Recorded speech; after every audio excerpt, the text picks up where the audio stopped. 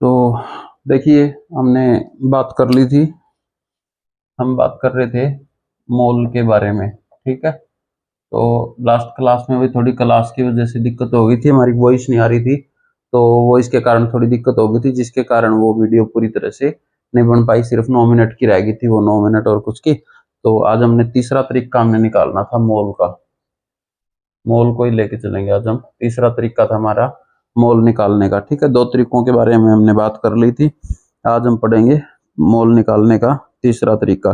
देखिए, तीसरे तरीके में जो हमारा है वो क्या है, एक बहुत ही ज्यादा मेहनती थे और वैज्ञानिक थे, महान वैज्ञानिक कहना चाहता हूँ तो उनको। इतने ज्यादा मेहनती थे ना, उन्होंने जितनी मेहनत करी है वो तो आज तक किसी ने नहीं करी होगी। ठीक है, उन्होंने क्या किया, और इन महान वैज्ञानिक का नाम था आपका एवोगैड्रो। क्या नाम था इसका? एवोगैड्रो। बहुत ही ज्यादा महान वैज्ञानिक था भाई ये एवोगैड्रो। ठीक है, इसने क्या किया था, इस साइंटिस्ट ने क्या किया, इसने एक बाल्टी ले ली। इसने क्या ले ली, एक बाल्टी ले ली। ये भी मोल ही निकालना चाहता था, इसने भी यही बताया कि भाई मैं भी आपको मोल निकालना ही सिखाऊंगा, लेकिन कुछ अलग तरीके से सिखाया इसने। तो इसने क्या करा, एक बाल्टी ले ली इस तरह से। ठीक है, होगी। बाल्टी लेने के बाद इसने क्या किया, इसने एक मोल जितना भी था इसका माप, एक कटोरा होगा या एक लुटिया होगी या एक जग होगा, तो इसने एक मोल पानी ले लिया या रेत ले लिया। ठीक है, एक मोल क्या ले लिया, बालू के कण ले लिए। एक मोल बालू के कण, अभी बताऊंगा कि भाई क्यों इतना महान साइंटिस्ट था। और इसने एक मोल बालू के कण को लेकर के एक बाल्टी में डाल दिया, और उसके अंदर, उस बाल्टी के अंदर इसने गिने कि भाई ये जो कण है ना, ये जो कण है इनकी संख्या गिनी, इसने काउंट करी एक एक कण को, कि ये टोटल जो कण है वो कितने हो जाएंगे। तो इसने सारे दिन रात मेहनत करके ये सारे के सारे कण गिन दिए। ठीक है, आज हमारे से तो 100 तो गिनती ना गिना जाए, लेकिन ये इतना मेहनती था, इसने बहुत ज्यादा मेहनत करी और इसने ये सारे के सारे कण गिन दिए भाई। ठीक है, ये कण गिन के इसने ये बताया कि जो एक मोल वेट का जो बाड़ू ली थी उसके अंदर इसके कण निकले 0.22 इंटू 10 की शक्ति 23। ठीक है, इतने कण निकले। ये कितने कण निकले, 6.022 इंटू 10 की शक्ति 23। अब आप खुद सोच सकते हो कि इसने कितनी मेहनत करी होगी। 10 की शक्ति 23 का मतलब अपने आप में है 23 जीरो, 10 के पीछे 23 जीरो लगा दो, 3 4 5 6 7 8 9 10।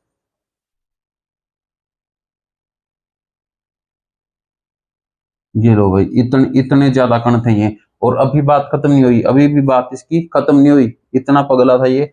इसने क्या किया, इसको गुणा कर दी 6.022 से, और बताया कि जितने हमारे ये कण है ना, एक मोल के अंदर जो कण है वो इतने हैं। अगर जब हम इसकी शक्ति को इससे गुणा कर देंगे तो इतने वो कण है हमारे। ठीक है, इतना ज्यादा महान और मेहनती साइंटिस्ट था ये एवोगैड्रो। तो यही तीसरा तरीका था हमारा। ये क्या था, तीसरा तरीका है हमारा मोल निकालने का, किसी भी पदार्थ का मोल निकालने का। अब इससे गलती क्या होगी, इस साइंटिस्ट से गलती क्या होगी एवोगैड्रो से, इससे गलती ये हुई कि अगर ये यहाँ पे 10 की शक्ति 22 कर देता तो याद रखना आसान हो जाता कि नहीं हो जाता जी। 6.022 गुणा 10 की शक्ति 22।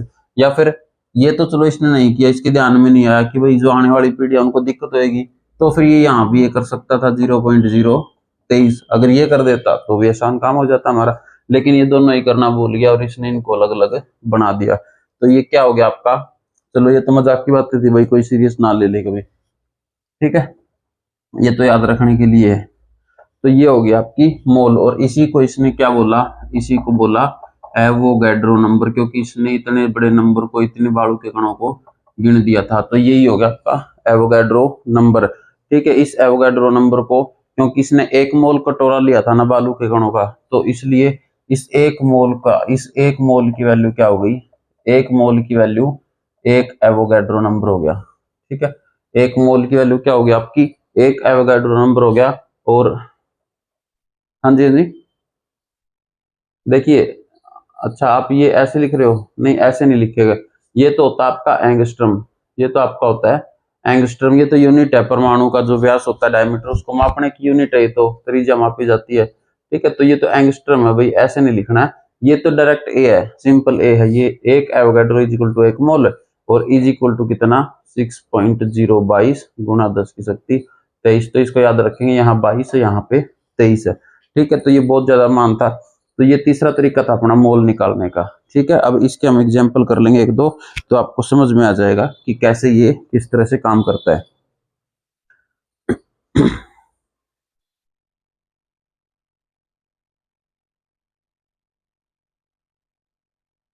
हाँ, क्या बात कर रहे हो भाई, बोल रहे हो? अच्छा, नहीं आज के टाइम में तो कहाँ, 100 तो गिनती गिननी मुश्किल हो जाती है, इतने कण कौन गिनेगा। चलिए इसके ऊपर न्यूमेरिकल कर लें। 88 ग्राम CO2 का मोल, देखिए क्वेश्चन कैसे आएंगे। 88 ग्राम CO2 का मोल क्या होगा? ठीक है, क्या पूछ रहा है ये, 88 ग्राम CO2 का मोल क्या होगा। चलो मोल निकालो पहले। तो ये पूछ रहा है किसके अंदर, ये पूछ रहा है इसके अंदर कण कितने होंगे एक्चुअली में, ये पूछ रहा है। ठीक है, कण पूछना चाह रहा है। तो बताइए मोल कैसे निकालते हैं, कोई भी खड़ा होकर बताएगा, कौन बताएगा मोल कैसे निकालते हैं? है किसी को ध्यान, या भूल के सब पीछे का याद कर ही नहीं रहे हो? बिल्कुल, भार बटे अणुभार, भार बटे अणुभार। ठीक है, भार क्या है इसमें 88 दिया हुआ है। अणुभार, कार्बन का वेट कितना होता है, द्रव्यमान 12, ऑक्सीजन का 16, लेकिन कितने परमाणु है 2, तो कितना हो जाएगा 32 और 12 44, तो 2 मोल आ जाएंगे। ठीक है, 2 मोल हो जाएंगे। 88 ग्राम अगर हम CO2 गैस लेते हैं तो उसके अंदर आपके 2 मोल हो जाएंगे। लेकिन इसने मोल नहीं पूछा, ये कण पूछना चाह रहा है कि उसके अंदर जो आपस में गति कर रहे हैं ना, वो कण कितने हैं। तो एक मोल को हमने अभी भी पढ़ा था कि एक मोल इज इक्वल टू 6.02223। तो ठीक है, और 2 मोल हैं तो इसको 2 से गुणा कर देंगे, तो वही आपका सोल्यूशन हो जाएगा। तो ऐसे निकालते हैं मोल। ठीक है, इस तरह से कण पूछेगा आपसे कि कितने कण हो जाते हैं, कितने कण आप बता सकते हैं। ठीक है, कोई दिक्कत इसमें, कोई मुश्किल किसी को? मेरे ख्याल से तो कोई दिक्कत आनी नहीं चाहिए आप लोगों को। ठीक है, एग्जैक्ट ऐसे ही क्वेश्चन होंगे तो कोई दिक्कत नहीं है। एक और एग्जाम्पल करवा देता हूं, बाकी आपके पास जो भी बुक है आप उससे एग्जाम्पल देखेंगे और उनको करेंगे। अगर किसी भी एग्जाम्पल में दिक्कत आती है तो आप कमेंट करके उसका सोल्यूशन पा सकते हैं। ठीक है, देखिए 6 लीटर जल है, उसमें 116 ग्राम नमक है। 6 लीटर जल है में 116 ग्राम क्या है जी, नमक है। ठीक है, इसके मोल बताने हैं, मोल बताने हैं किसमें, मोल के कण बताने हैं इसके। क्या बताना है इसका, मोल का कण बताना। चलो निकालो अभी, जल्दी निकालो आप सभी, जल्दी निकालो। जिसको भी दिक्कत आ रही है, जहां भी दिक्कत आ रही है वो पूछेंगे। चलिए कीजिए। समझ में नहीं आ रहा किसका निकालना है, नमक का निकालना है। नमक के कण निकालने हैं, क्योंकि पानी के तो कण गुड़ जाएंगे। तो नमक के कण निकालने की, एक कटोरा हमने मोल लिया, 1 मोल, और उसके अंदर डाल हैं, तो वो नमक के जो कण है वो कितने पार्टिकल हैं, ये चीज आपने निकालनी है। चलो निकालो, जिसको भी जहां दिक्कत आ रही है अभी बताता हूं मैं। ठीक है, करो।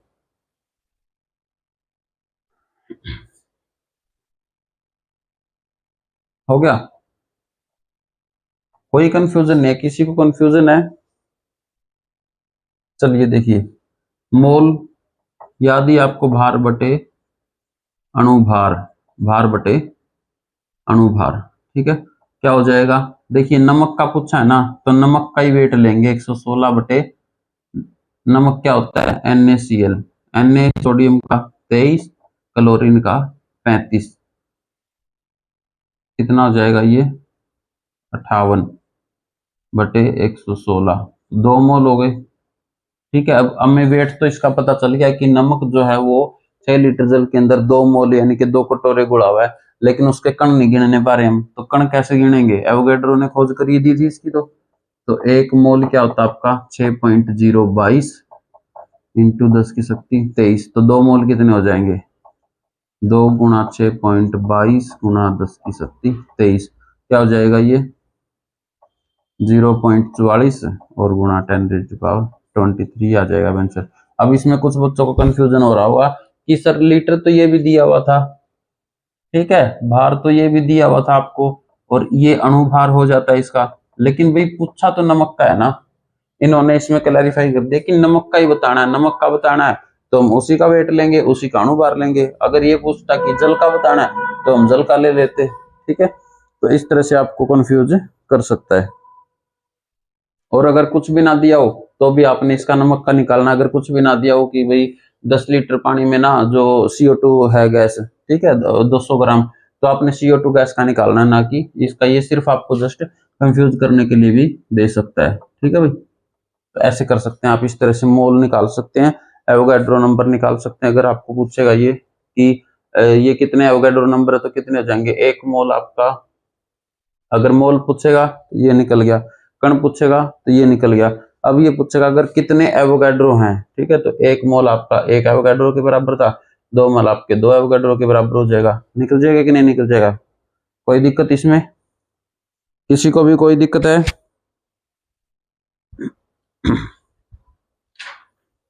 चलिए ठीक है, हो जाएगा, कर लेंगे। अब देखिए डायरेक्ट क्वेश्चन है, 10 मोल जल में, 10 मोल जल में कितने अणु होंगे? एक क्वेश्चन में क्या कह रहा है, 10 मोल जल में, निकालिए आप सभी, निकालिए जल्दी। 10 मोल जल आपके पास, 10 मोल जल है, इसमें कितने अणु होंगे? कोई दिक्कत है इसमें? निकालिए जल्दी।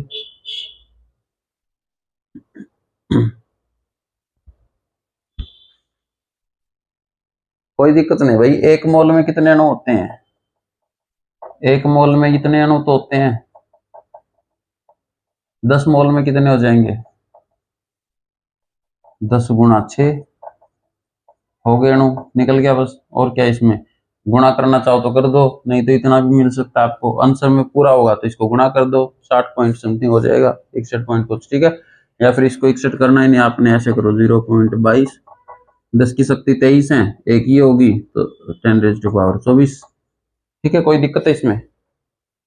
बस हो गया। ठीक है, तो ऐसे क्वेश्चन आपको देखने को मिल सकते हैं। अगर मोल दिया हुआ है पहले से ही तो कोई दिक्कत नहीं है। अगर अणुभार और ग्राम वेट दिया हुआ है, भार और अणुभार, तो आप उससे निकाल सकते हैं। जस्ट बात ये है कि आपको सिर्फ इसका जो अणुभार होता है उसका द्रव्यमान आपको याद रखना पड़ेगा। और कहाँ तक का रखना पड़ेगा आपको? 1 से 30 तक के एलिमेंट्स जो है हमारे पीरियोडिक टेबल में, ज्यादातर उनके बारे में बताता है कि उनका जो वेट आपको वो ध्यान रखना पड़ेगा। ठीक है, बाकी इसमें कोई दिक्कत नहीं है।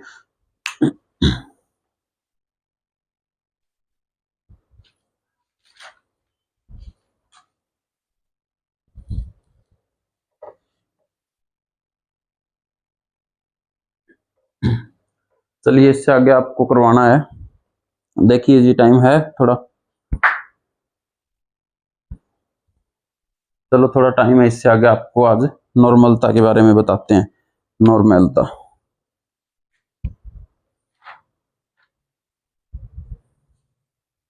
नॉर्मलता रहती थी आपकी, अभी करवाई नहीं थी आपको नॉर्मलता। नॉर्मलता देखिए क्या होती है। नॉर्मलता, नॉर्मेलिटी, ठीक है। देखिए नॉर्मलता हमारा होता है, नॉर्मलता क्या होती है हमारी? नॉर्मलता निकालती है हमारी अणुभार, उससे तुल्यांकी भार से। नॉर्मलता क्या होती है? नॉर्मलता का देखिए बेसिक फार्मूला होता है, भार गुणा 1000 बाई तुल्यांकी भार। ये आपके लिए एक नई टर्म है, इसको पहले पढ़ाएंगे फिर नॉर्मलिटी के बारे में आपको बताया जाएगा। तुल्यांकी भार बटे आयतन, ये आपका रहेगा फार्मूला किसके लिए? नॉर्मेलिटी निकालने के लिए, किसी भी तत्व की नॉर्मेलिटी। ठीक है, भार गुणा 1000 डिवाइड बाई तुल्यांकी भार गुणा आयतन, ये आपकी नॉर्मलता रहेगी। अब इसके लिए हमें भार मिल जाएगा, ये भी हो जाएगा, आयतन भी मिल जाएगा क्वेश्चन में। जो नहीं मिलेगा वो क्या है आपका? तुल्यांकी भार है। जो आपको क्वेश्चन में नहीं मिलेगा वो आपका है तुल्यांकी भार। तो तुल्यांकी भार को हम कैसे निकाल सकते हैं? तुल्यांकी भार को हम कैसे निकाल सकते हैं? अणुभार बटे संयोजकता। संयोजकता पढ़ा चुके हैं आपको, वैलेंसी, जो वैलेंसी इलेक्ट्रॉन बच जाते हैं वो आपको पहले ही पढ़ा चुके हैं भाई। तुल्यांकी भार, अणुभार बटे संयोजकता। अणुभार में आपको कोई दिक्कत नहीं आने वाली। अगर आपने 1 से 30 तक के तत्वों का द्रव्यमान अगर आपने याद कर लिया तो कोई दिक्कत नहीं आने वाली। संयोजकता जो है ये भी, इसके बारे में भी आपको बताया था, जैसे SO4 है या OH नेगेटिव है या Cl नेगेटिव है, इनके बारे में भी आपको इनकी संयोजकता बता दी गई थी। ठीक है, तो इस पे थोड़ी सी आप और भी प्रैक्टिस कर सकते हैं ताकि आपकी नॉर्मेलिटी निकल जाए। तो नॉर्मेलिटी के लिए बस इतना ही रहेगा और कुछ नहीं। इसमें देख लेते हैं, तुल्यांक की बार निकाल देते हैं आपके लिए एक दो एग्जांपल का। जैसे NaOH, इसका तुल्यांक की बार निकालना। आपने क्या निकालना है? इसका तुल्यांक की भार बताना है कितना हो जाएगा। तो NaOH का तुल्यांक की बार कैसे हो जाएगा? देखिए, तुल्यांक की बार क्या होता है? अणु भार बटे संयोजकता। ठीक है, तो अणु भार निकाल लेंगे इसका। पहले तो सोडियम का कितना होता है? 23 प्लस ऑक्सीजन का 16, हाइड्रोजन का 1 डिवाइड बाई संयोजकता निकाल लेंगे। संयोजकता कैसे निकलती है? देखिए, NaOH को कैसे निकलते हैं? इसमें क्या है? ये OH, और OH जो है ये -1 होता है। तो इसकी जो संयोजकता है ना, यही तो हो जाएगी इसकी संयोजकता। आपको बताया था, यही तो हो जाएगी इसकी वैलेंसी, यानी कि इसको एक इलेक्ट्रॉन चाहिए। ठीक है, तो कितनी हो जाएगी इसकी वैलेंसी? एक ही हो जाएगी। तो ये हो जाएगा आपका 49/1। तो आपका ये 49 हो जाएगा, 50 हो गया ना। ठीक है, 50 हो जाएगा आपका ये। ठीक है, तो ये हो जाएगी आपकी तुल्यांक की बार। इसमें कोई भी मुश्किल काम नहीं है।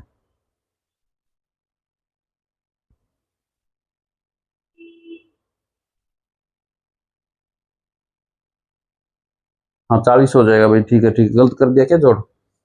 कोई नहीं है, तो चलो जो भी आपने 40 हो जाएगा। ठीक है, ये हो जाएगा आपका 40। तो यही होता है बस तुल्यांक की बार। सिर्फ आपने जो निकालना है वो संयोजकता को ध्यान में रखना है। अणुभार तो आप निकाल ही लेंगे, अब तो निकाल ही लोगे, तीसरी क्लास है ये इसके ऊपर, तो अणुभार तो निकाल ही लोगे, कोई दिक्कत नहीं आने वाली। तो संयोजकता जो है वो निकाल लोगे तो आपका तुल्यांक की बार हो जाएगा। अणुभार को तुल्यांक की बार से अगर भाग कर देंगे तो आपका ये हो जाएगा। अब देखिए इसके बारे में क्या है। जो आपका तुल्यांक की बार होता है ना, वो मैक्सिमम केसेस के अंदर तुल्यांक की भार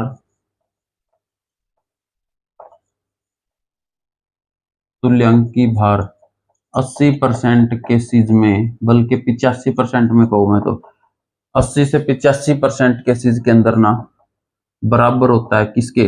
अणुभार के। अणुभार के बराबर ही होता है। अगर आपसे पूछा जाए कि तुल्यांक की बार ज्यादातर केसेज में किसके बराबर होता है, तो अणुभार के बराबर होता है। क्यों होता है अणुभार के बराबर? क्लोरीन वैलेंसी कितनी? 1। NaOH वैलेंसी कितनी? 1।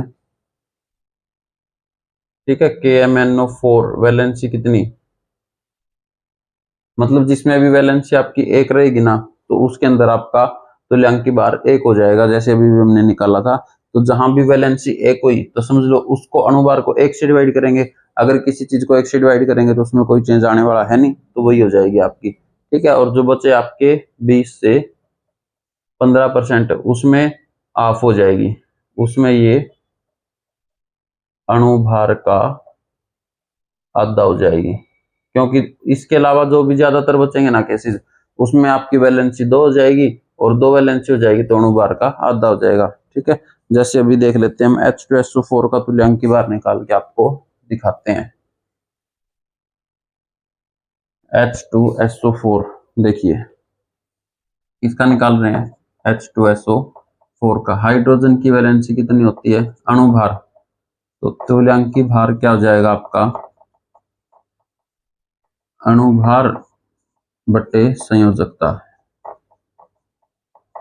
अणुभार कितना आ जाएगा? 2 प्लस सल्फर का कितना आ जाएगा आपका? सल्फर का कितना आ जाएगा आपका? 32 प्लस इसका हो जाएगा, क्योंकि 1 का 16 होता है, 4 का 64 हो जाएगा। अब इसमें ये देखना हमने H2SO4 में -2 होता है ना ये, तो इसकी संयोजकता कितनी हो जाएगी जी? 2 हो जाएगी। तो 2 हो जाएगी तो इसको 2 से डिवाइड कर दो, तो 32 और 2 34, ये हो जाएगा आपका 49। अब ये देखिए अणुभार से आधा हो गया कि नहीं हो गया? तो इस तरह से या तो अणुभार का आधा हो जाएगा मैक्सिमम केसेस में, या फिर अणुभार जो है वो तुल्यांक की बार बराबर हो जाएंगे आपस में 80 से 85% केसेस के अंदर। ठीक है, तो ये होता है आपका तुल्यांक की बार को इस तरह से हम निकाल सकते हैं। अब आपका तुल्यांकी भार आ गया तो कोई दिक्कत नहीं है, भार आपका क्वेश्चन में दिया मिलेगा, 1000 से गुणा करेंगे, आयतन दिया मिलेगा 10 लीटर, 5 लीटर, 6 लीटर जो भी है, और तुल्यांकी भार आपको इस फार्मूलेशन में मिल जाएगा। तो आप नॉर्मेलिटी निकाल सकते हैं कि नहीं निकाल सकते हैं, कोई दिक्कत? फिर भी आपके लिए चलो एक दो एग्जाम्पल करवा देते हैं आपको, ताकि थोड़ा सा और क्लियर हो जाएगा आपको। ये इतना ही काफी इस क्लास में, नेक्स्ट क्लास में करा दें।